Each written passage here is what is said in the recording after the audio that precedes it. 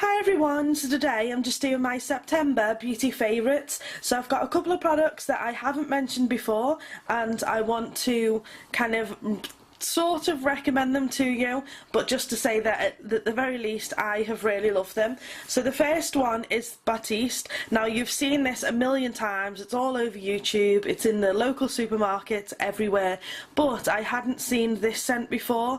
As you can see, it's the Fruity and Cheeky Cherry. Now it's one of those big massive ones, it's 200 mils. I normally buy the smaller ones just because they're easily available in my local stores, but I normally get the pink one, which is Blush, or the purplish one, which is Diva.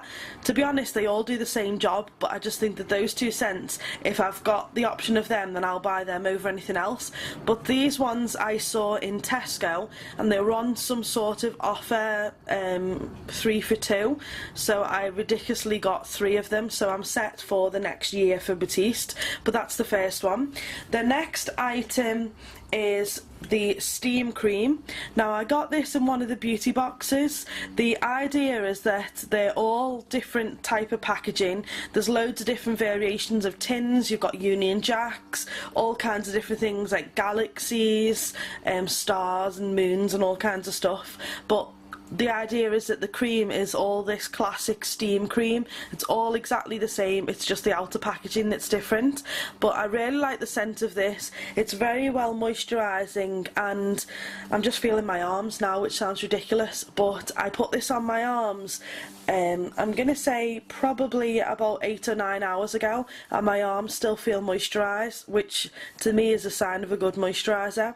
But there it is there. I'll just open it up and you can just see that it's a white cream there, and I've got through about half of it. The only thing is because I think that this has got a lot of natural properties, if I remember right. So the only thing is it needs to be used within a certain amount of time. So I'm going to try and get through it now, but I'll be definitely keeping the tin as I love it. So that's the next one. The one after that, these are things that I've been using a lot, but I'm not necessarily going to say that they are, you know, the perfect product for life sort of thing. I'll probably get something to replace it.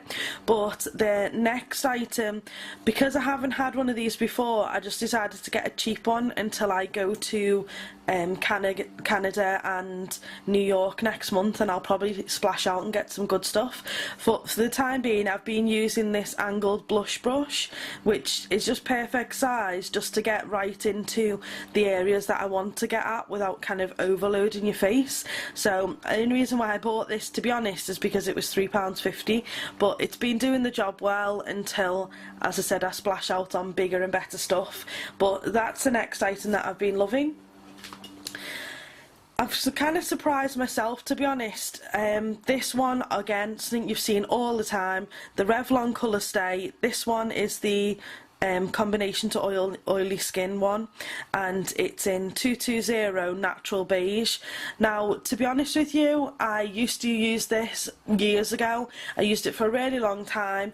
I was really happy with it, but then after complaining to all you via video about the Laura Mercier tinted foundation and saying how much it wasn't really worth it, blah blah blah, well now that's my chosen product, but I've run out of it. I know, very sad.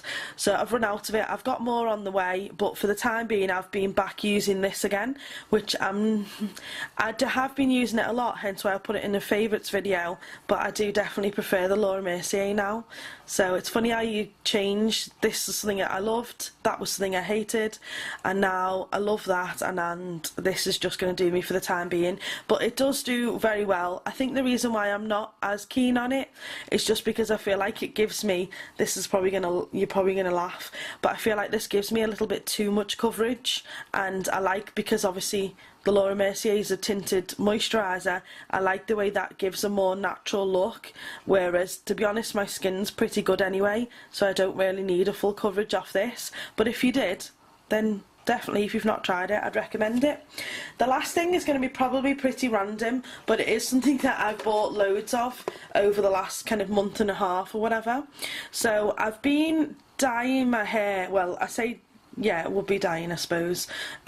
Basically, long and short is that long and short, literally, when you hear what I'm going to tell you, you'll laugh at that comment.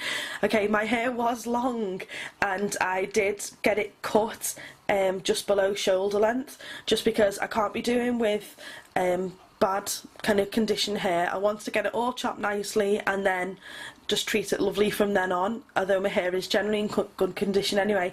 Anyway, that's me waffling. To the point is that I have took a really long time to grow out my hair so it's my natural colour, which is kind of like a brown with a slight tone of red, but it's basically brown hair. I wanted to kind of change things up, but I didn't want to do anything permanent, so what I decided to do is to get one of these kind of, you know, up to 28 shampoo sort of dyes. So I decided to go for this one as it was recommended by a friend, and it's the Casting Creme Gloss by L'Oreal. Now the one, as you can see here, that I've got is 565 Berry Red. Now, everything about this I just really love. I'll just see if I can show you the side of the box. So you can see, like, if you've got light brown hair, normal, medium brown hair and dark brown hair, and what the colour is expected to be. I'm going to say I wouldn't say it's necessarily as bright as that, but it's the sort of colour that is dark head on when you look at it, but when you see it in different lights it's this really gorgeous red, which is what I was after. Another thing that I like about it, and it's always the way, is the little conditioners that you get with it. This one is in a little bottle, and the conditioners that you get with it are just really gorgeous, and I find that I can get quite a few uses out of it with my hair being shorter. The only thing with this is that I do actually have, I was being rebellious and I got a blonde streak in my hair. It's underneath the part, so it's not kind of always on display, but I've been trying to dye over that as well as I'm letting it grow out. So by that alone, I've been having to dye my hair more than I normally would do. If my hair was all brown, then I could probably get maybe a month out of this, but because I'm dyeing over a bit of blonde as well, you can see that it does get wishy-washy after about 2 weeks. So for that reason, I've been buying these every 2 weeks and just dyeing my hair again, just to keep that blonde looking more red, and obviously, as I said, so it doesn't look a little bit like it's been through dishwater or something. So for that reason, really like this. I like that it's not permanent, as you can always kind of change it and buy a different colour, but that is all of my favourites for the month. If you've tried any of these products, please let me know what you think. As always, I always love to hear back from you, you know I do. One last thing, like I made a video previously just to talk about places to go in Canada, and I appreciated everyone's response on that, I really did. Another thing that I just wanted, and this is probably going to sound stupid, but if you could recommend to me any of the new products that are coming out there over in the US, just because I'm making a massive list of things to buy when I'm over there, and I don't want to get back and realise I've missed out on something amazing. So any new products that you've been purchasing, leave them below. I want to hear back from you, but thanks for putting up with me and thanks for watching.